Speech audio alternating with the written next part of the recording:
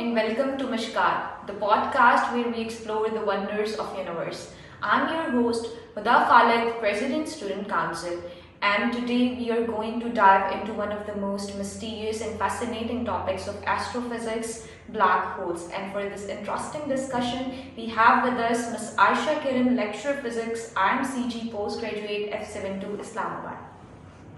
Welcome to the podcast madam. Thank you. अच्छा, तो मेरा पहला सवाल आपसे ये है कि what are black holes? What are black holes? अगर एक आम लैंग्वेज में समझाना चाहूँ तो black holes is the reason where gravitational pull is so strong that it pull everything toward itself, just like even light cannot also escape from it. बिल्कुल इसकी example ऐसे ही है जैसे एक स्ट्रॉन्ग वैक्यूम क्लीनर है और वो आपके इर्द गिर्द जितनी भी चीज़ें होती हैं उसको सक अप कर लेते हैं। Black holes are just like this. Well that seems very interesting. तो मेरा जो दूसरा सवाल ये सुनने के बाद आता है कि अगर कोई इंसान ब्लैक होल्स के करीब चला जाता है तो उसके साथ क्या होगा? Very interesting.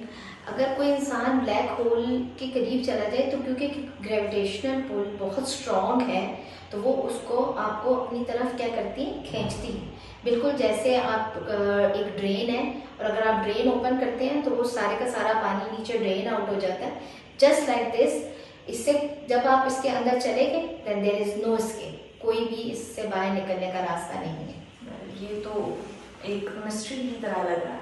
हाँ बिल्कुल ऐसे ही है। तो इसके बाद जो मेरा ये सवाल है कि ब्लैक होल्स बनते कैसे हैं हमारे पास? ब्लैक होल्स बनते इस तरह है कि हर एक स्टार का ना अपना एक लाइफ टाइम होता है।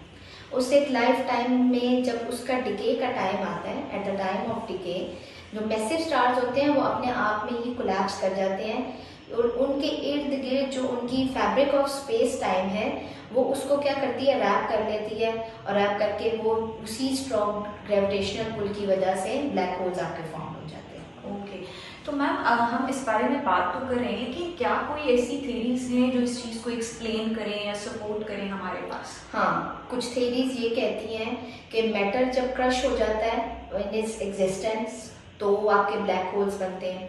कुछ थ्योरीज ये कहती हैं कि it can be transported from another form of another part of the universe, किसी यूनिवर्स के किसी और तरफ से ट्रांसपोर्ट होके हमारे पास आ रहा है, लेकिन still it is very mysterious और बड़ा इसके बारे में अभी रिसर्च जो है वो हो रही है। इसके बारे में अभी भी बहुत सारी मिस्ट्रीज हैं जो नहीं पता चल सकी। Okay ma'am. अच्छा मैम, हम जब बात करते हैं ब्लैक होल्स की तो हम कहते हैं कि जब एक स्टार कोलैप्स होता है तो वो ब्लैक होल जब बनाता है तो अपने साथ साथ एक फैब्रिक ऑफ स्पेस टाइम को भी रैप कर लेता है। तो ये जो टर्म है फैब्रिक ऑफ स्पेस टाइम, इससे क्या मतलब है? फैब्रिक ऑफ स्पेस टाइम बिल्कुल ऐसे है कि जैसे आप एक समझ लें कि एक फैब्रिक का टुकड़ा है जिसके ऊपर हमने मार्क्स और स्क्रैचेस लगाए हैं और एक में स्ट्रॉन्ग मैसिव बॉलिंग बॉल उसके अंदर डालो तो क्या होगा कि वो सेंटर से कर्व हो जाएगा, ठीक है, नीचे की तरफ चला जाएगा। तो जितने मार्क्स और स्क्रैचेस हैं वो उसके इर्द गिर्द क्या बना लेंगे, कर्वेचर बना लेंगे। तो आपके पास इसी तरह जैसे ही ब्लैक होल के नज़दीक आप जाते हैं तो जो इर्द गिर्द के स्टार्स और थिंग्स हैं वो उसकी तरफ क्या होते हैं, पुल होते हैं, जिसकी वजह से फैब्रिक ऑफ स्पेस टाइम जो है ग्रेविटेशनल पुल की वजह से ब्लैक होल्स आपके फॉर्म होते हैं।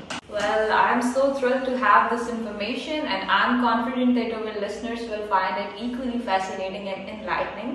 So moving on to the next question कि हमने ये बात ब्लैक होल्स के बारे में हम कर रहे हैं तो एक इसकी डिटेक्शन के ऊपर बहुत बड़ा सवाल उठता है कि हम ब्लैक होल्स को डिटेक्ट कैसे करते हैं, क्योंकि हम ये बात करें कि दे आर इनविजिबल। तो ब्लैक होल इनविजिबल है लेकिन देखो एस्ट्रोनॉमर्स बहुत सारे मेथड्स हैं जिन्हें यूज़ करते हैं। बाज़ औक़ात जो स्टार्स उसके करीब होते हैं उनकी वेवलेंथ का डिफरेंस देख के उधर से अंदाज़ा लगाया जाता है।